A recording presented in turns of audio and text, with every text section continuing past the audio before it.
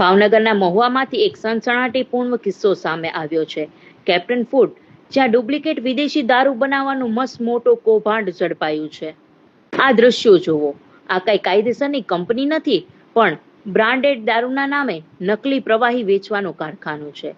Bhavnagar LCB બાતમીના આધારે દરોડો પાડીને આખી ટોળકીને રંગે હાથ ઝડપી પાડી છે. વિડીયોમાં સ્પષ્ટ જોઈ શકાય છે કે કેવી રીતે મોટા બ્લુ કલરના બેલરમાંથી દારૂ નળી વડે બોટલમાં ભરવામાં આવતો હતો. ચેલેન્જ અને રોયલ સ્ટેજ જેવા નામાંકિત બ્રાન્ડના ખાલી ખોખા અને બોટલોનો મોટો જથ્થો અહીં ખડકાયેલો હતો.